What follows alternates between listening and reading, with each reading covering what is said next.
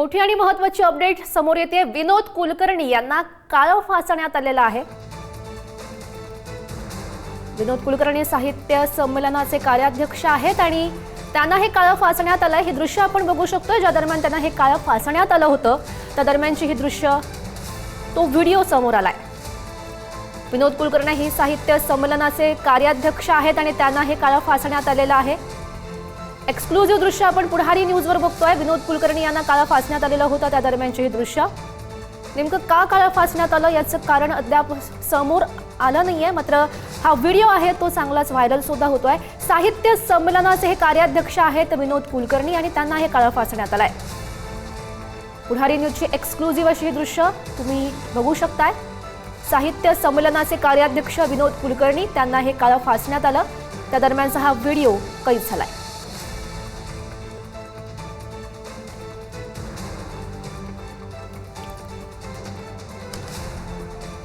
तर पुढारी न्यूजचे input editor Vithoba sir आपल्या सोबत आहेत। विठोबा सर, हा व्हिडिओ आपण दाखवतोय आपल्या प्रेक्षकांना। विनोद कुलकर्णी यांना काळं फासण्यात आलंय। हो, एक धक्कादायक घटना आहे। साताऱ्यामध्ये 99वे अखिल भारतीय मराठी साहित्य संमेलन सुरू आहे आणि या कार्यक्रमात कार्याध्यक्ष असलेले विनोद कुलकर्णी यांच्यावर अचानक एका कार्यकर्त्याने येऊन त्यांना काळं फासलं आणि अचानक घडलेल्या या प्रकारामुळे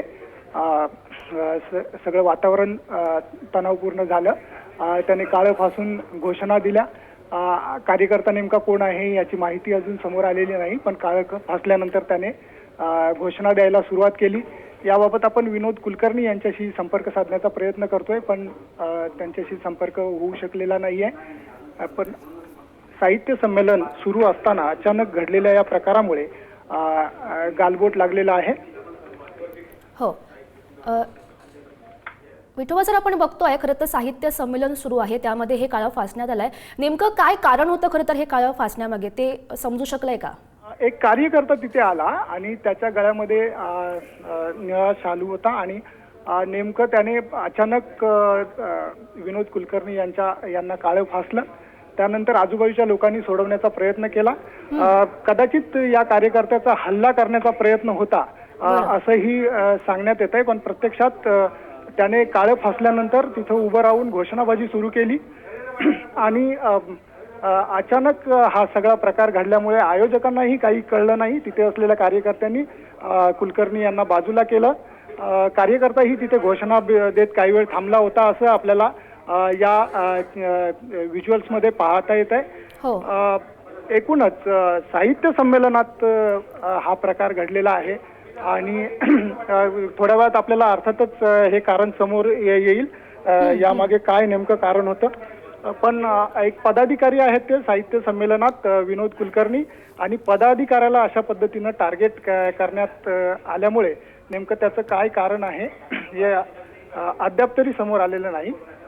पण अचानक हा सगळा प्रकार घडून आलेला आहे आणि त्यामुळे साहित्य संमेलनात म्हणजे तो कार्यक्रम सुरळीत सुरू असताना, गेल्या 2 दिवस वेगवेगळे कार्यक्रम सुरू असताना अचानक घडलेल्या या प्रकारामुळे वातावरण मात्र तणावपूर्ण बनलेलं आहे। नक्कीच नक्कीच विठोबा सर, धन्यवाद दिलेल्या या सगळ्या सविस्तर माहितीसाठी। पुन्हा एकदा आपण हे दृश्य आपल्या प्रेक्षकांना दाखवतोय। गुरुवारपासून साहित्य संमेलन सुरू झालेलं होतं, मात्र आजच्या दिवशी आपण बघतोय साहित्य संमेलनाचे जे कार्याध्यक्ष आहेत विनोद कुलकर्णी यांना काळं फासण्यात आलेलं आहे। एक कार्यकर्ता आला आणि त्यानं हे काळं फासलंय। काळं नेमकं का फासलं याचं कारण अद्याप समजू शकलेलं नाहीये। आपण विनोद कुलकर्णी यांच्याशीही संपर्क साधण्याचा प्रयत्न करतोय। नेमकं कारण काय समोर येऊ शकतं हे बघणं सुद्धा महत्त्वाचं असेल, मात्र या सगळ्या प्रकारामुळे या ठिकाणी तणावाचं वातावरण सुद्धा निर्माण झाल्याचं बघायला मिळत आहे। साहित्य संमेलनामध्येच हा प्रकार घडलेला आहे। साहित्य संमेलनाचे कार्याध्यक्ष विनोद कुलकर्णी यांना हे काळं फासण्यात आलेलं आहे। आपण पुढारी न्यूजची एक्सक्लुझिव्ह अशी दृश्य बघू शकतोय। नेमकं का काळं फासण्यात आलं, काय नेमकं घडलेलं होतं त्या दरम्यान हे अद्याप समजू शकलं नाहीये, मात्र एक कार्यकर्ता आला आणि त्याने येऊन विनोद कुलकर्णी यांना काळं फासण्यात आल्याची माहिती प्राप्त झाली आहे।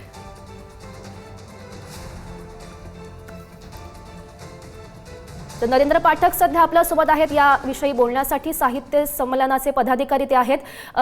नरेंद्रजी, आपण हा प्रकार बघतोय, विनोद कुलकर्णी यांना काळं फासण्यात आलेलं आहे, काय नेमकं कारण होतं?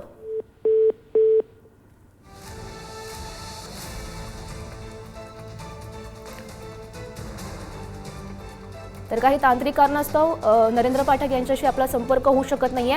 नेमकं का काळं फासण्यात आलंय, का नेमका हा प्रकार घडला हे अद्याप समजू शकलं नाहीये. मात्र एक कार्यकर्ता आला आणि त्यानं अचानक येऊन विनोद कुलकर्णी यांच्यावर हा हल्ला केला असंच म्हणावं लागेल. त्यांना काळं फासण्यात आलाय. खरं तर हा हल्ल्याचा प्रयत्न होता असंही बोललं जात आहे. नेमकी का काळं फासण्यात आलं याची माहिती अद्याप समजू शकली नाहीये. गुरुवारपासून हे साहित्य संमेलन अगदी सुरळीतपणे सुरू होतं आणि त्यामध्येच आजच्या दिवशी हा प्रकार घडल्याचं आपण बघतोय. साहित्य संमेलनाचे कार्याध्यक्ष विनोद कुलकर्णी यांच्यावर हा हल्ल्याचा प्रयत्न करण्यात आलाय, त्यांना काळं फासण्यात आलाय आणि त्याचाच आपण हा एक्सक्लुझिव्ह व्हिडिओ तुम्हाला दाखवतोय. इतर जे कार्यकर्ते आहेत, पदाधिकारी आहेत, ते सुद्धा या ठिकाणी जमलेले आहेत. त्यांनाही नेमकं काय झालं हे समजलं नसावं. कुणी हा नेमका हल्ला केला किंवा कुणी हे काळं फासलं हेही अद्याप समजू शकलं नाहीये. त्याचाही शोध खरं तर घेतला जातोय आणि या हल्ल्यामागचं कारणही अद्याप समोर आलं नाहीये. साहित्य संमेलनाचे हे कार्याध्यक्ष आहेत विनोद कुलकर्णी, त्यांना हे काळं फासण्यात आलंय.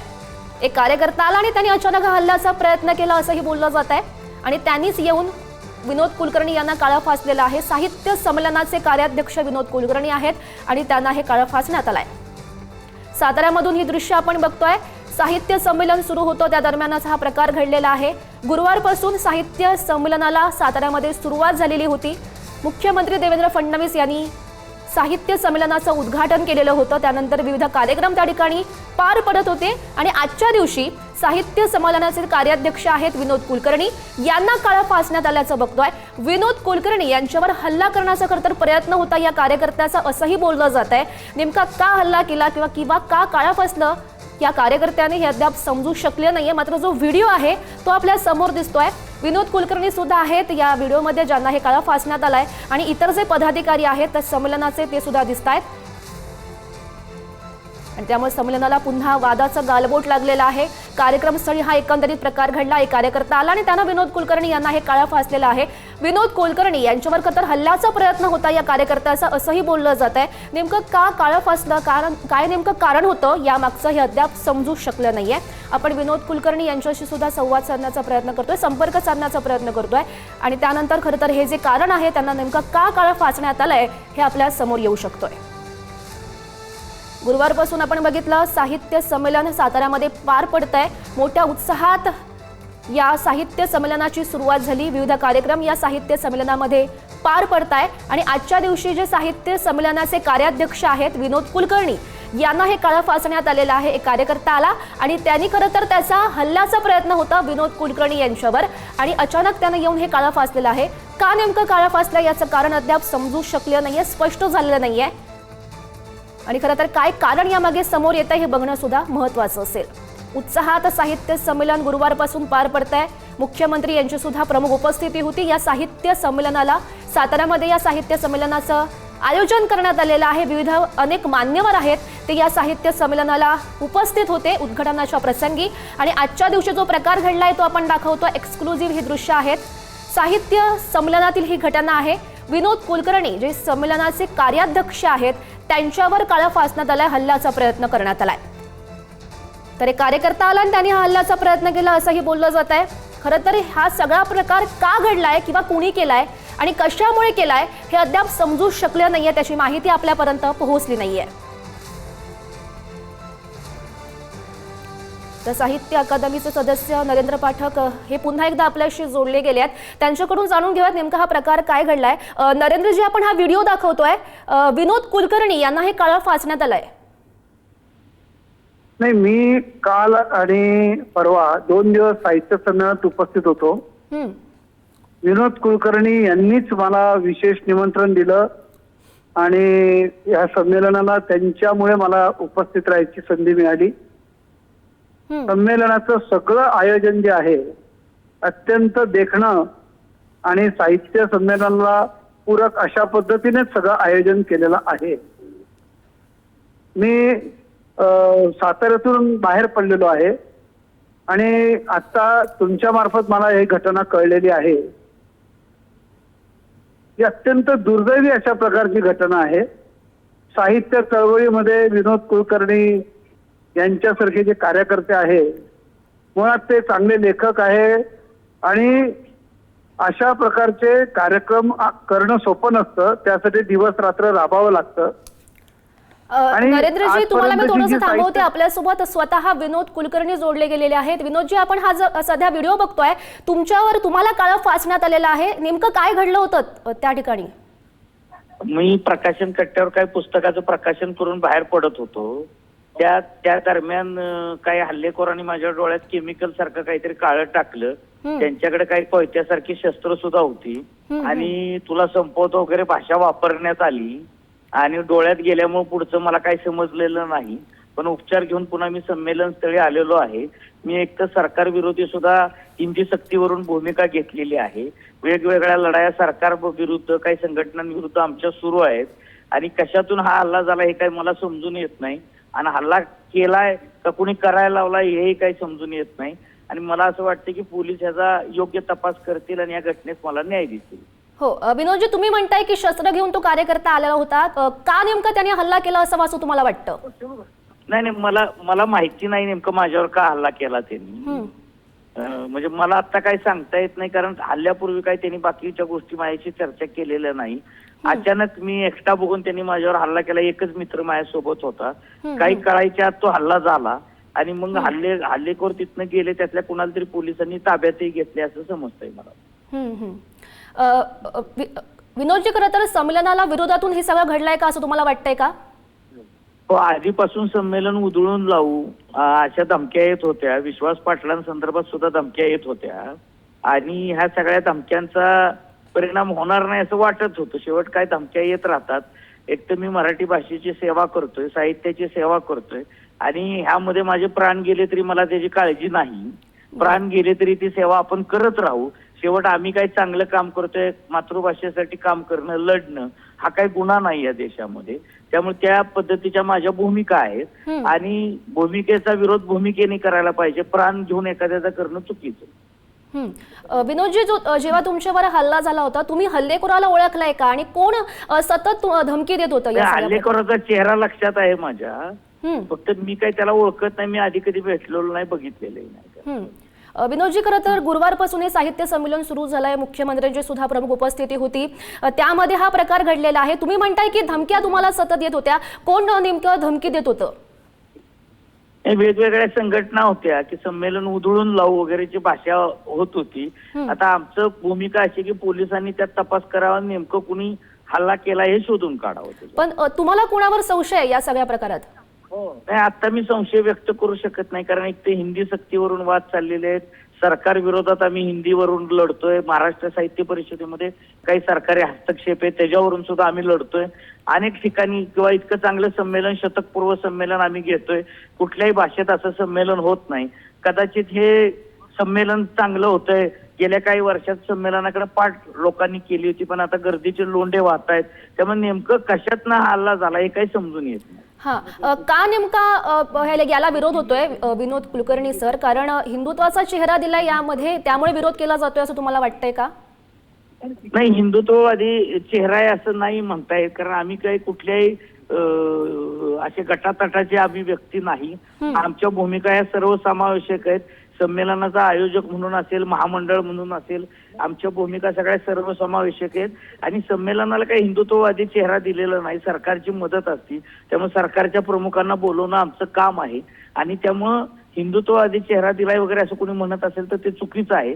सर्वसमावेशक संघटनेची आमच्या भूमिका आहे, महामंडळाची सुद्धा सर्वसमावेशक भूमिका आहे त्याच्यामध्ये. बरं विनोदजी, जेव्हा हल्ला झाला तेव्हा एकच जण त्या ठिकाणी होता का इतर काही जण सुद्धा होते का आणि त्यांच्याकडून नेमक्या काय नाही, घोषणा अजून दिल्या जात त्याच्याबरोबर होत्या? लोक होते. कोयत्यासारखं शस्त्र मला दिसलं, त्यामुळं होते लोक त्यांच्याबरोबर. म्हणजे बरं, अजूनही जे कार्यकर्ते होते, अजूनही त्या व्यक्तीसोबत इतर लोक होते, त्यांच्याकडे पण शस्त्र होती? होते. हा, होती. आणि काय घोषणा नेमक्या दिल्या जात होत्या? कारण संमेलनाला विरोध सुद्धा आपण बघतोय मागील काही दिवसापासून. काय घोषणा होत्या त्यांच्या? नाही, तुला संपवतो वगैरे अशी भाषा त्यांनी वापरली. तुला ठेवत नाही, जिवंत ठेवत नाही, संपवतो अशी भाषा वापरली. विनोदजी, आपण बघतो हा सगळा प्रकार घडलेला आहे. साहित्य संमेलन सुरू असतानाच अशा प्रकारे घटना घडणं, तुमची आता भूमिका काय असणार आहे हा सगळा प्रकार बघता? नाही, आता आम्ही पोलिसांवर पूर्ण विश्वास ठेवलेला आहे. आम्ही तक्रार देतोय आमची आणि पोलीस योग्य तपास करतील आणि कडक शासन करतील अशी आमची भूमिका आहे. कारण लोकशाहीत विचार मांडण्याचं स्वातंत्र्य आहे आणि प्रत्येकाला आपला विचार मांडण्याचा हक्क आहे. त्यामुळे विचारांची लढाई विचारांनी व्हावी. पण आता शस्त्रानं होणार असेल तर काय, आपण फक्त न्याय मागू शकतो, आपल्या हातात बाकी गोष्टी नाही. नक्कीच. विनोदजी, तुमचा मुद्दा आमच्यापर्यंत पोहोचलाय. खरं तर या सगळ्या संदर्भात पोलीस नेमका काय तपास करतायत हे सुद्धा बघणं महत्त्वाचं असेल. विनोदजी, धन्यवाद दिलेल्या सगळ्या सविस्तर प्रतिक्रियेसाठी. तर आपण बघितलं, अनेक जण होते, एकच कार्यकर्ता नव्हता, अनेक जण होते, त्यांच्या हातातही शस्त्र होती असं स्वतः विनोद कुलकर्णी यांनी आपल्याशी बोलताना सांगितलेलं आहे. या हल्लेखोरांचा हल्ला करण्याचा प्रयत्न होता, त्याच उद्देशानं ते आलेले होते आणि हल्ला झाल्याचं विनोद कुलकर्णी यांनी म्हटलेलं आहे. त्यांनी या सगळ्या संदर्भात पोलिसांना सुद्धा माहिती दिलेली आहे. पोलीस नेमकी काय कारवाई करतात आणि या हल्लेखोरांचा काय नेमका हेतू होता हल्ला करण्यामागे हे स्पष्ट होईलच. ही दृश्य आपण बघतोय, ज्या दरम्यान हा विनोद कुलकर्णी यांच्यावर हल्ला करण्यात आलेला होता त्याची ही दृश्य आपल्या समोर येत आहेत. तर जे हल्लेखोर आलेले होते त्यांनी जय जवान जय किसान अशाही घोषणा दिल्याचं समोर येत आहे. जय जवान जय किसान. तर यासोबतच विनोद कुलकर्णी यांनी म्हटलंय की तुला आम्ही सोडणार नाही असंही या हल्लेखोरांनी म्हटलेलं होतं. विनोद कुलकर्णी यांना हा हल्ला करतावेळी जेव्हा काळा फासण्यात आलेलं होतं त्यावेळी आम्ही तुला सोडणार नाही असंही या कार्यकर्त्यांनी, जो हल्ला केलेला होता त्या हल्लेखोरांनी त्यांना म्हटल्याचं सुद्धा विनोद कुलकर्णी यांनी नुकतंच आपल्याशी बोलताना म्हटलेलं आहे. हल्लेखोरांच्या हातात शस्त्र सुद्धा होती, जे इतर जे हल्लेखोर होते त्यांच्या हातातही शस्त्र होती आणि हल्ल्याचाच प्रयत्न होता असं विनोद कुलकर्णी यांनी म्हटलेलं आहे. खरं तर साहित्य संमेलन सुरू आहे साताऱ्यामध्ये, गुरुवारपासून हे साहित्य संमेलन सुरू आहे आणि त्यामध्येच हा प्रकार घडल्याचं बघायला मिळत आहे. खरं तर साहित्य संमेलनाला विरोध सुद्धा होतोय आणि त्यातूनच कुणी हल्ला केलाय का विनोद कुलकर्णी यांच्यावर हे बघणं सुद्धा महत्त्वाचं असेल. साहित्य संमेलनाचे कार्याध्यक्ष आहेत विनोद कुलकर्णी आणि त्यांना हे काळं फासण्यात आलंय आणि त्यामुळे पुन्हा एकदा साहित्य संमेलनाला वादाचं गालबोट लागलेलं आहे. साताऱ्यातील साहित्य संमेलनाच्या स्थळी हा हल्ल्याचा प्रयत्न झाल्याची माहिती आहे. तो व्हिडिओ सुद्धा आपण बघतोय. विनोद कुलकर्णी आपल्याला दिसत आहेत, त्यांच्यावर हल्ला झालेला आहे. गुरुवारपासून हे साहित्य संमेलन उत्साहात करत सुरू होतं. याला आपण बघतोय विरोधही केला जात होता आणि त्याच विरोधातून खरं तर हा हल्ला झालाय का, या कार्यकर्त्यांनी हल्लेखोरांनी येऊन हल्ला केलाय का याचीही शक्यता वर्तवली जाते.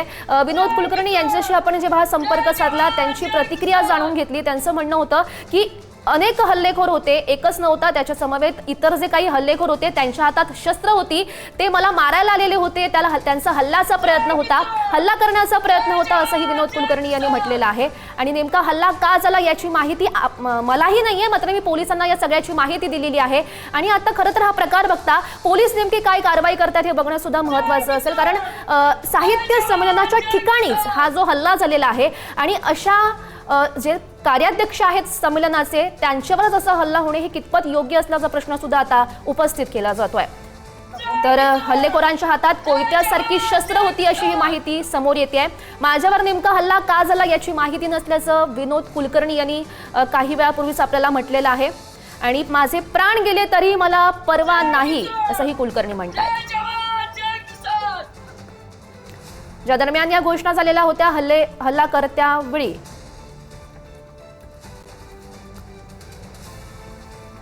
तर मिलिंद जोशी आपल्यासोबत आहेत, तर साहित्य संमेलनाचे साहित्य महामंडळाचे अध्यक्ष आपल्यासोबत आहेत, त्यांच्याशी बोलूयात. आपण हा प्रकार दाखवतोय सर, विनोद कुलकर्णी यांच्यावर हल्ला करण्याचा प्रयत्न केला गेलाय, त्यांना काळं फासण्यात आलाय. हा अतिशय दुर्दैवी प्रकार आहे आणि जेव्हा विचारांचा सामना विचारांनी करता येत नाही तेव्हा शस्त्रांचा वापर केला जातो.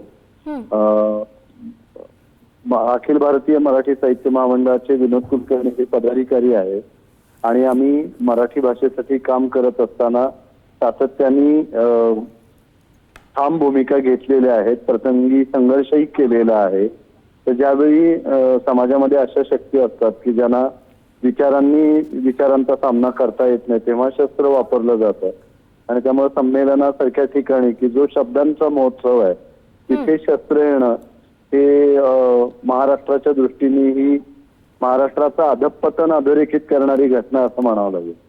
हो मिलिंदजी, हे नेमकं कशामुळे घडलं असं तुम्हाला वाटतंय? कारण मगाशी आपण विनोद कुलकर्णी यांच्याशी संवाद साधण्याचा प्रयत्न केला, त्यांचं असं म्हणणं होतं की या संमेलनाला आधीपासूनच विरोध होता. नाही, विरोध तर कुठल्याही गावात केला तरी विरोध असतो आणि आपण ती विरोधाची संस्कृती स्वीकारलेली सुद्धा आहे. संमेलनाच्या गेल्या 99 वर्षाच्या इतिहासामध्ये खूप वेळा संमेलनांना विरोध झाला, कारण वैचारिक व्यासपीठ कोणालाही नको असतं जिथे मोकळेपणाने विचार मांडले जातात. तर त्यामुळे विरोध हा होतच असतो. पण अनेकांनी हे संमेलन उधळून लावू वगैरे अशा प्रकारच्या घोषणा केलेल्या होत्या आणि त्यामुळे नक्की कोण हल्लेखोर आहेत हे आता सांगणं कठीण आहे. मी त्यावेळी त्या प्रसंगी उपस्थित नव्हतो, मी दुसऱ्या मांडवामध्ये होतो. पण जे काही झालं ते निषेधार्ह आहे आणि महाराष्ट्राच्या संस्कृतीला काळिमा फासणार आहे. मिलिंद सर, आपण हा जो व्हिडिओ बघतोय त्यामध्ये आपल्याला जे हल्लेखोर आलेले होते हल्ला करताना त्यांनी घोषणा सुद्धा दिलेल्या आहेत. जय जवान जय किसान अशा घोषणा त्यांच्याकडून दिल्या गेलेल्या होत्या. तुम्हाला काय वाटतं कुणी हा हल्ला नेमका केला असावा? नाही, मी सांगितलं ना तुम्हाला की मी त्या क्षणी त्या ठिकाणी उपस्थित नव्हतो, त्यामुळे त्यावरती अधिक भाष्य करणं योग्य ठरणार नाही. बरं, मिलिंदजी धन्यवाद दिलेल्या या सगळ्या सविस्तर प्रतिक्रियेसाठी. सुनीता राजे पवार आपल्या सोबत आहेत, साहित्य महासंमेलनाचे कार्यवाह, त्यांच्याशी आपण बोलूयात या सगळ्या प्रकारासंदर्भात. मॅडम, आपण बघतोय ही दृश्य, आपण विनोद कुलकर्णी यांच्यावर हल्ला झालेला आहे. शस्त्र घेऊन, हातात कोयत्यासारखी शस्त्र घेऊन हल्लेखोर आलेले होते. त्यांनी हल्ल्याचा प्रयत्न केला, त्यांच्या चेहऱ्यावर काळा फासलाय.